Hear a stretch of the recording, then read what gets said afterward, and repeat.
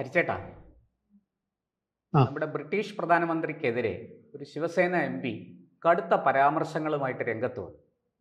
ആ എം പിയെ പിന്തുണച്ച് ഈ അമേരിക്കൻ വ്യവസായിയായ എലോൺ മസ്ക് രംഗത്ത് വന്നിരിക്കുകയാണ്. എന്താണ് ഈ ബ്രിട്ടീഷ് പ്രധാനമന്ത്രിക്കെതിരെ ഇത്രയും വലിയ വിമർശനം ഉയരാൻ കാരണം എന്താണ്? ശിവസേന എം പി എന്താണ് പറഞ്ഞത്? എന്തിനെയാണ് ഈ ഇലോൺ മസ്ക് പിന്തുണയ്ക്കുന്നത്? ഒന്ന് വിശദമാക്കാമോ?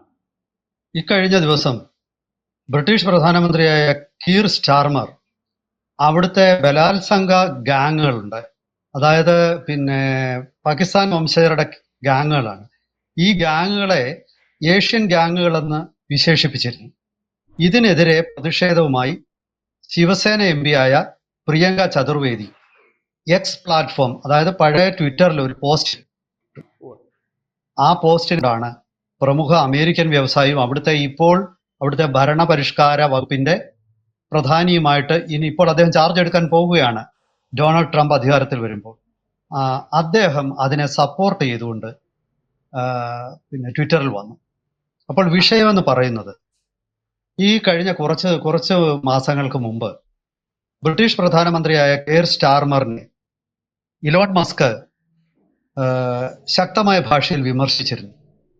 ആ വിമർശനത്തിന്റെ കാരണം ബ്രിട്ടനിലെ ഈ പറയുന്ന റേപ്പ് ഗാങ്ങുകളുണ്ട്.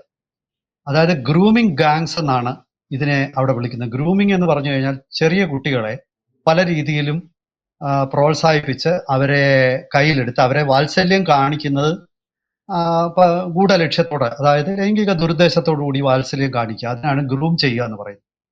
അപ്പൊ ഈ ഗ്രൂമിംഗ് ഗാങ്ങുകളെ കഴിഞ്ഞ കുറെ എന്തുകൊണ്ട് താങ്കൾ അവിടുത്തെ പിന്നെ പ്രോസിക്യൂഷന്റെ തലവനായിരുന്നു ഇദ്ദേഹം, ഈ പറയുന്ന ഇപ്പോഴത്തെ ബ്രിട്ടീഷ് പ്രധാനമന്ത്രി 2008 മുതൽ 2013 വരെയുള്ള കാലഘട്ടത്തിൽ അവിടുത്തെ പ്രോസിക്യൂഷന്റെ തലവനായിരുന്നു.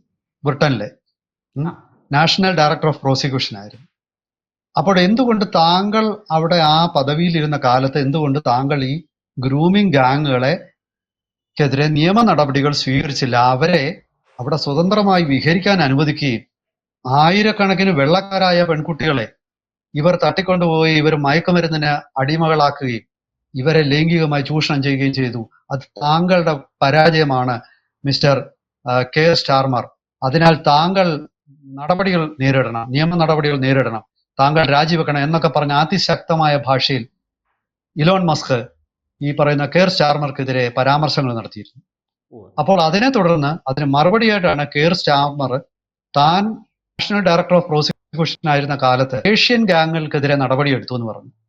അപ്പോഴാണ് പ്രിയങ്ക ചതുർവേദി പറഞ്ഞത്, ഈ പാകിസ്ഥാൻ എന്ന് പറയുന്ന ഒരു തെമ്മാടി രാജ്യം നടത്തുന്ന എല്ലാ തരം വൈകൃതങ്ങൾക്കും എതിരെ ബാക്കി ഏഷ്യക്കാരെ എന്തിനു കുറ്റപ്പെടുത്തുന്നു? ഇതില് ഇന്ത്യക്കാരെന്ത് പിഴച്ചു? കുറച്ച് പാകിസ്ഥാനികൾ വെള്ളക്കാരി പെൺകുട്ടികളെ അപകടത്തിൽപ്പെടുത്തുക, അവരെ ലൈംഗിക ചൂഷണം നടത്തുക, അവരെ മയക്കുമരുന്നിന് അടിമകളാക്കുകയും ചെയ്തിട്ട് ഇന്ത്യക്കാരെന്ത് പിഴച്ചു? ഇതിലൊരു ഇന്ത്യക്കാരനും ഇല്ല. ഈ ഒരു ചോദ്യം വളരെ പ്രസക്തമായ ഒരു ചോദ്യമല്ലേ? അതായത് ഇവിടെ സംഭവിക്കുന്നത് ബ്രിട്ടനിലെ രാഷ്ട്രീയക്കാരെ പൊളിറ്റിക്കലി കറക്റ്റ് ആകാനുള്ള അവരുടെ ഒരു ശ്രമമാണ്. അതായത് അവര് ഈ കുറ്റവാളികളുടെ മതമോ രാഷ്ട്രമോ അവർ വെളിവിടാൻ തയ്യാറില്ല. പകരം നിരപരാധികളായ ഏഷ്യക്കാർ മുഴുവൻ അതിന്റെ ഭാരം ചുമക്കണം. സാധാരണ ബ്രിട്ടീഷുകാരൻ കാണുന്നത് ഏഷ്യൻ ഗാങ് എന്ന് അവരുടെ പ്രധാനമന്ത്രി പറയുമ്പോൾ നമ്മളെ ഉൾപ്പെടെയുള്ള ആൾക്കാരെ ആയിരിക്കുമല്ലോ, സാധാരണ ബ്രിട്ടീഷ് പൗരന്മാര് നമുക്കെതിരെ ആയിരിക്കുമല്ലോ അവരുടെ രോഷം വരുന്നത്. യഥാർത്ഥത്തിൽ പാകിസ്ഥാനി എന്ന് എന്തുകൊണ്ട് ഇയാൾക്ക് പറഞ്ഞുകൂടാ? അതും മാത്രമല്ല, തീവ്ര മുസ്ലിം സംഘടനകളിൽപ്പെട്ട റാഡിക്കൽ ഇസ്ലാമിസ്റ്റുകളാണ് ഇതെല്ലാം ചെയ്യുന്നത്. എന്തുകൊണ്ട് അവരെ പേരെടുത്ത് പറഞ്ഞ് അവരെ തുറന്നു കാണിക്കാനും അവർക്കെതിരെ കൃത്യമായ നടപടിയെടുക്കാനും എന്തുകൊണ്ട് ബ്രിട്ടീഷ് പ്രധാനമന്ത്രിക്ക് സാധിക്കുന്നില്ല? ഈ ചോദ്യമാണ് ചോദിച്ചത്. എന്താണ് സംശയം? ചോദിച്ചോളൂ. തീർച്ചയായിട്ടും ഈ BBC ഉൾപ്പെടെയുള്ള ബ്രിട്ടീഷ് മാധ്യമങ്ങൾ ഇക്കാര്യത്തിൽ വലിയ ഇരട്ടത്താപ്പാണ് കാണിക്കുന്നത്.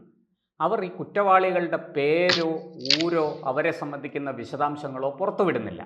പകരം ഇത്തരത്തിൽ കാടടച്ച് വെടിവെക്കുകയാണ്, ഏഷ്യക്കാർ മുഴുവനും കുഴപ്പക്കാരാണ് എന്ന് പറയും. എന്താണ് ഈ മാധ്യമങ്ങൾ ഉൾപ്പെടെ അവിടുത്തെ സർക്കാർ ഉൾപ്പെടെ ഇങ്ങനെ ഒരു ഇരട്ടത്താപ്പ് സ്വീകരിക്കുന്നതിൻ്റെ കാരണം എന്താണ്? അവരെ അതിന് പ്രേരിപ്പിക്കുന്നത് എന്താണ്? അത് സംഭവം എന്ന് പറയുന്നത് ഈ ലിബറൽ ചിന്താഗതിക്കാരായിട്ടുള്ള ലിബറൽ ഇസ്ലാമിസ്റ്റുകളുടെ, അതായത് ഇസ്ലാമു ലെഫ്റ്റ് എന്ന് പാശ്ചാത്യ ലോകത്ത് പറയുന്ന ഒരു വിഭാഗം ആൾക്കാരുടെ അവരുടെ കയ്യിൽ വലിയ അധികാരമുണ്ട്. ആണ് പലപ്പോഴും ഇത്തരം കാര്യങ്ങൾ മറച്ചു വെക്കുകയും മാത്രമല്ല കുറ്റവാളികളെ പ്രോത്സാഹിപ്പിക്കുകയും ചെയ്യും. ഇവിടെ ചെയ്യുന്ന എങ്ങനെയാണെന്ന് വെച്ചാൽ ഈ ചെറുപ്പക്കാരായിട്ടുള്ള ചില ആൾക്കാർ വില കൂടിയ കാറുകളിൽ, അതായത് സ്പോർട്സ് കാറുകളിലും അതുപോലെ ബ്രാൻഡഡ് വസ്ത്രങ്ങളും ഒക്കെ ധരിച്ച് വലിയ വിലയുള്ള വാച്ചും അവരുടെ കയ്യിൽ അതുപോലെ തന്നെ വലിയ വില കൂടിയ മൊബൈലും ഒക്കെ കാണും. അപ്പോൾ ഇങ്ങനെയുള്ള ചില കാണാൻ സുന്ദരന്മാരായ ചെറുപ്പക്കാരെ നോക്കിയിട്ട് ഇത്തരക്കാരെ ചില ആൾക്കാർ നിയോഗിക്കുന്നതാണ്. അപ്പൊ ഇവർക്ക് അതിനൊരു തുക കൊടുക്കും. ഇവരിങ്ങനെ സ്കൂളുകള്, കോളേജുകള്, അതുപോലെ വെള്ളക്കാരായ യുവതികൾ വന്നിരിക്കുന്ന സ്ഥലങ്ങൾ ഇവിടെയൊക്കെ ചെന്നിട്ട് ഇതിൽ പലരുമായിട്ട് സൗഹൃദം സ്ഥാപിച്ചെടുക്കും. അങ്ങനെ സൗഹൃദം സ്ഥാപിച്ചെടുത്തിട്ട് ആദ്യം ചെയ്യുന്ന ഇവരെ മയക്കുമരുന്ന് ഉപയോഗിക്കാൻ ശീലിപ്പിക്കുക. എന്നിട്ട് മുതിർന്ന ആൾക്കാർക്ക്, അതായത് ചിലപ്പോൾ 40, 50, 60 ഒക്കെ വയസ്സുള്ളവർക്ക് ഇവരെ കാഴ്ചവെക്കുക. ഇവരിങ്ങനെ പല കൈമറിഞ്ഞു പോയി ലൈംഗിക ചൂഷണത്തിന് വിധേയരാകും. ഇങ്ങനെ ചില അപൂർവമായിട്ടുള്ള ചില ആൾക്കാർ രക്ഷപ്പെടുകയും അവര് ഒരുപാട് പുസ്തകങ്ങൾ എഴുതുകയും അങ്ങനെയൊക്കെ ചെയ്താണ് ലോകം ഇതറിയുന്നത്. 2005 ആദ്യമായിട്ട് പത്രങ്ങൾ, ഇത് 1990-കൾ തുടങ്ങിയതാണ്. 2005 ലണ്ടൻ ടൈംസ് പത്രത്തിൽ ആദ്യമായിട്ട് ഇതിനെക്കുറിച്ച് പേരെടുത്ത് പറഞ്ഞ് ഒരു വാർത്ത വരുന്നത്. അതിനുശേഷം ആൻഡ്രൂ നോർഫോക്ക് എന്ന് പറയുന്ന ഒരു പത്രപ്രവർത്തകൻ 2013 തൊട്ട് 15 വരെ ഇത്തരത്തിൽ വന്ന കേസുകളെ കുറിച്ച് പഠിക്കുകയും അദ്ദേഹം ഇത് കൺഫേം ചെയ്തു. പക്ഷെ ദൗർഭാഗ്യവശാൽ ഈ ആൻഡ്രൂ നോർഫോക്കും ഒരു ഇടത് മതേതര ലിബറൽ ജിഹാദി ഒരു എക്കോസിസ്റ്റത്തിന്റെ ആളായിരുന്നു. അപ്പൊ ഇതെല്ലാം അദ്ദേഹം കണ്ടുപിടിച്ച് അദ്ദേഹം ലോകത്തിനോട് അറിയിച്ചെങ്കിലും അദ്ദേഹം പറഞ്ഞു ഈ ഐഡന്റിറ്റികളെ ദുരുപയോഗപ്പെടുത്തി വലതുപക്ഷ സംഘടനകൾ ഈ ചേരിതിരിവുണ്ടാക്കാൻ ശ്രമിക്കുന്നു എന്ന് പറഞ്ഞ് അദ്ദേഹം ഇവർക്കെതിരെ നടപടിയെടുക്കുന്നതിനെ ഭാഗികമായി അവിടുത്തെ ബ്രിട്ടനിലെ ചില സിസ്റ്റത്തിന്റെ ലൂപ്പ് ഹോൾസിനെ, നിലവിലുള്ള വ്യവസ്ഥയുടെ തന്നെ പഴുതുകൾ ഉപയോഗിച്ച് അവരുടെ ഇഷ്ടമുള്ള പോലെ അവിടെ പ്രവർത്തിച്ചു. നിയമത്തെ നോക്കുകുത്തിയാക്കി.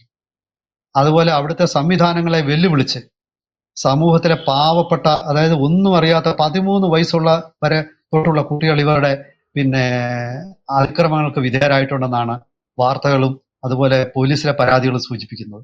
ഇതിനെതിരെ ഒരു നടപടിയും എടുക്കുന്നില്ല എന്നുള്ളത് നമ്മളെ ഞെട്ടിപ്പിക്കുന്നതാണ്. ബ്രിട്ടൻ പോലൊരു രാജ്യത്തില് അവിടുത്തെ പൗരന്മാരെ വിദേശത്തു നിന്ന് വരുന്ന കുറ്റവാളികൾ, കാരണം ഇതിന്റെ ഒരു പ്രശ്നം എന്ന് പറഞ്ഞാല് ഈ ചൈൽഡ് അബ്യൂസ്, ചെറിയ കുട്ടികളെ ലൈംഗികമായി ഉപയോഗപ്പെടുത്താതെ അവർക്കെതിരെ അതിക്രമങ്ങൾ കാണിക്കുന്നു. പാകിസ്ഥാനിൽ വലിയ പ്രശ്നമൊന്നുമല്ല. ഇങ്ങനെ അതികുപ്രസിദ്ധനായ ഒരു പാകിസ്ഥാൻ കുറ്റവാളി ബ്രിട്ടനിൽ വന്ന് നിരവധി പേരെ ചൂഷണം ചെയ്യുകയും പിന്നെ തിരിച്ചുപോയിട്ട് അദ്ദേഹം ഖൈബർ പക്തൂൺവ എന്ന് പറയുന്ന പടിഞ്ഞാറൻ പ്രോവിൻസിലെ പെഷവാർ കേന്ദ്രമാക്കിയുള്ള ആ പ്രോവിൻസിലെ സർക്കാരിന്റെ ഉപദേശകനായിട്ട് ജോലി ചെയ്യുക വരെ ചെയ്തു. ആലോചിച്ച് നോക്കണം. കാരണം ഇത് പാകിസ്ഥാനിലെ ഒരു വലിയ പ്രശ്നമൊന്നുമല്ല. അവിടെ ബച്ചാബാസി എന്ന് പറഞ്ഞൊരു പരിപാടിയുണ്ട്. ബച്ചാബാസി എന്ന് പറഞ്ഞാൽ ഈ പറയുന്ന ചെറിയ കുട്ടികളെ കൊണ്ട് ഇതുപോലെ ഡാൻസ് ചെയ്യിക്കുക, അതിനുശേഷം പൈസക്കാരായിട്ടുള്ള ആൾക്കാർ അവരുമായിട്ട് പല വിക്രികളിൽ ഏർപ്പെടുക, എല്ലാം ലൈംഗിക അതിക്രമങ്ങളാണ്. പാകിസ്ഥാനിലെ ഒരു സ്ഥിരം സംഭവം ഈ ബച്ചാബാസി. അപ്പൊ ഈ ബച്ചാബാസി ഉൾപ്പെടെ ഉള്ളത് സമൂഹം അംഗീകരിക്കപ്പെടുന്ന ഒരു രാഷ്ട്രത്തില് ഇതൊന്നും വലിയ തെറ്റൊന്നുമല്ല. അപ്പം നമുക്ക് ഇവിടെ ഒരു പ്രശ്നം എന്ന് പറഞ്ഞാൽ ബ്രിട്ടന്റെ തന്നെ എമിഗ്രേഷൻ നിയമങ്ങളാണ്. കുറ്റവാളികളായ ആൾക്കാരെ എന്തുകൊണ്ട് ബ്രിട്ടനിലോട്ട് പ്രവേശിപ്പിക്കാൻ തടയുന്നില്ല? അതിന്റെ കാരണം എന്ന് പറഞ്ഞാൽ അവിടുത്തെ ഇടത് ജിഹാദി നവലിബറൽ ആൾക്കാരുടെ ഒരു കൂട്ടായ്മയും, ആ കൂട്ടായ്മ എന്ന് പറയുന്നത് അവർക്ക് വലിയ അധികാരം ഉണ്ട്. അവിടെ പാകിസ്ഥാൻകാർ പല അധികാര സ്ഥാനങ്ങളിലും ഇരിക്കുന്നുണ്ട്. അപ്പൊ അവര് പലപ്പോഴും ഈ കുറ്റവാളികളെ രക്ഷിക്കാനായിട്ട് നിയമ ഭേദഗതി തടയും. അങ്ങ് ചൂണ്ടിക്കാണിച്ച കാര്യം വളരെ പ്രസക്തമാണ്. 2005 ആ വിവരങ്ങൾ അങ്ങ് പങ്കുവച്ചല്ലോ. 2009 കേരളത്തിൽ ഈ ലവ് ജിഹാദ് എന്നൊരു വിഷയം ഉയർന്നു വരുന്നത്. അന്ന് തന്നെ ഈ ബ്രിട്ടനിലെ ഇത്തരം സംഭവങ്ങളെക്കുറിച്ച് റോമിയോ ജിഹാദ് എന്ന പേരിൽ പത്രങ്ങളിൽ റിപ്പോർട്ടുകൾ വന്നിരുന്നു. എന്തായാലും ബ്രിട്ടൻ വില കൊടുത്ത് വാങ്ങിച്ച വെനയാണിത് എന്ന് പറയാതിരിക്കാൻ നിർവാഹമില്ല. ഇതിനെ തടയാൻ യാതൊരു വിധത്തിലുള്ള നിയമവും അവിടെ ഇല്ല എന്നാണ് നമ്മളിപ്പോൾ മനസ്സിലാക്കുന്നത്. പല സ്ഥലങ്ങളിലും ഇവർ വോട്ടവകാശം നേടി ബ്രിട്ടന്റെ പരമാധികാരത്തെ ചോദ്യം ചെയ്തു തുടങ്ങിയിരിക്കുന്നു എന്നാണ് ലഭ്യമായ വിവരം. ഇതിങ്ങനെ പോയാൽ ബ്രിട്ടന്റെ ഭാവി എന്തായിത്തീരും? അങ്ങേക്ക് എന്താണ് ഇക്കാര്യത്തിൽ പറയാനുള്ളത്? എനിക്ക് തോന്നുന്നു അവിടെ ഇപ്പോൾ ഒരു വിഭാഗം ആൾക്കാർ ഇത് തിരിച്ചറിഞ്ഞ് ഇതിനെതിരെ നടപടി ആവശ്യപ്പെടുകയും ശക്തമായി രംഗത്ത് വരികയും ചെയ്തിട്ടുണ്ട്. ഇലോൺ മസ്ക് യൂറോപ്യൻ രാജ്യങ്ങളിൽ മുഴുവനും നടക്കുന്ന ഇത്തക്രമങ്ങൾക്കെതിരെ രംഗത്ത് വന്നിരിക്കുകയാണ്. ഒരുപക്ഷെ അദ്ദേഹത്തിന്റെ നേതൃത്വത്തിൽ പാശ്ചാത്യ ലോകം ഇത്തരക്കാരെ കണ്ടുപിടിക്കുകയും നിയമത്തിന്റെ മുന്നിൽ കൊണ്ടുവരികയും അവർക്ക് മാതൃകാപരമായിട്ട് അവർക്ക് ശിക്ഷ വാങ്ങിച്ചു കൊടുക്കുകയും ചെയ്യുമെന്ന് നമുക്ക് പ്രതീക്ഷിക്കാം. ബ്രിട്ടന്റെ കാര്യം ബ്രിട്ടൻ നോക്കട്ടെ. അവർക്ക് അവരുടെ പെൺകുട്ടികളെ, അമ്മമാരെയും സഹോദരിമാരെയും ഭാര്യമാരെയും ഒന്നും രക്ഷിക്കാൻ സായിപ്പിന് കഴിയുന്നില്ലെങ്കിൽ സായിപ്പ് അനുഭവിക്കട്ടെ. ഇതിൽ കൂടുതൽ എനിക്ക് പറയാനൊന്നുമില്ല. എന്തായാലും നമ്മുടെ നാട്ടിൽ ഇത്തരം കാര്യങ്ങൾ അനുവദിച്ചു കൊടുക്കരുത്. ഇത്തരം പ്രവണതകൾ കണ്ടിട്ടുണ്ടെങ്കിൽ തുടക്കത്തിലെ തന്നെ അവരെ വേരോടെ പിഴുതെറിഞ്ഞ് ഇത്തരക്കാരെ സമൂഹത്തിൽ നിന്ന് ഇല്ലാതാക്കുക തന്നെ ചെയ്യണം. അതിൽ ഒരു വിട്ടുവീഴ്ചയും പാടില്ല. ബ്രിട്ടൻ നൽകുന്ന പാഠം അതാണ്. ബ്രിട്ടൻ വേണമെങ്കിൽ നടപടിയെടുക്കട്ടെ, അത് നമ്മുടെ കാര്യമല്ല. അതൊരു പരമാധികാര രാഷ്ട്രമാണ്. സായിപ്പിന് വേണമെങ്കിൽ അവരുടെ മക്കളെയും അവരുടെ ഭാര്യമാരെയും അവരുടെ അമ്മമാരെയും അവർ രക്ഷിക്കട്ടെ. അല്ലാതെ ഇപ്പൊ ഞാനെന്ത് പറയാൻ. തീർച്ചയായിട്ടും ഈ ഇന്ന് ബ്രിട്ടനിൽ സംഭവിച്ചു കൊണ്ടിരിക്കുന്നത് നമുക്കൊരു ശക്തമായ താക്കീതാണ്, ഒരു മുന്നറിയിപ്പാണ്. ഇത് കേരളവും വലിയ താമസമില്ലാതെ ഇത്തരം കാര്യങ്ങൾക്ക് വില കൊടുക്കേണ്ടി വരും. ഈ റാഡിക്കൽ ഇസ്ലാമിൻ്റെ അതിശക്തമായ ഭീഷണി, കടുത്ത ഭീഷണി കേരളത്തിൽ ഉയർന്നിരിക്കുകയാണ്. ഇന്ത്യയിലെ മറ്റു പല സംസ്ഥാനങ്ങളും ഇതിനെതിരെ നിയമം പാസ്സാക്കി കഴിഞ്ഞു. പക്ഷെ കേരളം ഇപ്പോഴും ഈ ഇടത് ജിഹാദി നവ ലിബറൽ എക്കോസിസ്റ്റത്തിൽ പെട്ട് ഇത് ഒരു വലിയ പ്രശ്നമല്ല, ഇത് ഇസ്ലാമോഫോബിയയുടെ ഭാഗമായിട്ട് വലതുപക്ഷ രാഷ്ട്രീയക്കാർ ഉയർത്തുന്നതാണ് എന്ന് നിരന്തരം പറഞ്ഞുകൊണ്ടിരിക്കുകയാണ്. എന്തായാലും ഈ അപകടത്തെ നേരിട്ടേ പറ്റുള്ളൂ. നമുക്ക് നോക്കാം എന്താണ് സംഭവിക്കുക എന്ന് നോക്കാം. ബ്രിട്ടന്റെ കാര്യം നോക്കാം. ഒരു വരിയൂടെ പറഞ്ഞോളൂ. ഞാൻ നിർത്താം. അതായത് ഇപ്പം പ്രശാന്ത് പറഞ്ഞല്ലോ ഇസ്ലാമോഫോബിയ എന്ന്. പിന്നെ ഇലോൺ മസ്ക് ഒരു ചോദ്യം ചോദിച്ചു, എന്തുകൊണ്ടാണ് ഇസ്ലാമോഫോബിയ എന്ന് മാത്രം ഒരു വാക്കുള്ളത്, എന്തുകൊണ്ട് ഹിന്ദു ഫോബിയ ഇല്ല, എന്തുകൊണ്ട് പിന്നെ ക്രിസ്ത്യാനോഫോബിയ ഇല്ല? അപ്പോൾ ഇത് ഒരു വിഭാഗക്കാർ മാത്രമാണ് ഇത്തരം പ്രവർത്തികളിൽ ഏർപ്പെടുന്നത്. അവരെ ആരെങ്കിലും വിമർശിച്ചാൽ ഉടനെ ഇതുപോലുള്ള ചില വാക്കുകളുമായിട്ട് രംഗത്ത് വരും. മറ്റുള്ള വിഭാഗത്തിൽപ്പെടുന്ന ഇങ്ങനത്തെ ഗൂഢലക്ഷ്യങ്ങളോട് അക്രമികൾ ഇല്ലെന്നല്ല പറയുന്നത്. എല്ലാ മതത്തിലും പെട്ട അക്രമികളുണ്ട്, എല്ലാ മതത്തിലും പെട്ട തെമ്മാടികളുണ്ട്. പക്ഷേ ഈ പറയുന്ന ആസൂത്രിതമായ ഒരു ഗാങ്ങുകൾ ഈ രീതിയിൽ പ്രവർത്തിക്കുന്നത് മറ്റു മതങ്ങളിൽ ഇല്ല എന്നാണ്. അത് എൻ്റെ അഭിപ്രായമല്ല, ഇലോൺ മസ്ക് അതാണ് സൂചിപ്പിക്കുന്നത്. എന്തായാലും ശരി, പാശ്ചാത്യ ലോകത്ത് ഇത് വലിയൊരു ചർച്ചാ വിഷയമാണ്. അവര് പിന്നെ ഏത് രീതിയിൽ പ്രവർത്തിക്കുമെന്നും വരും ദിനങ്ങളിൽ നമുക്ക് കാണാം. നന്ദി. നന്ദി.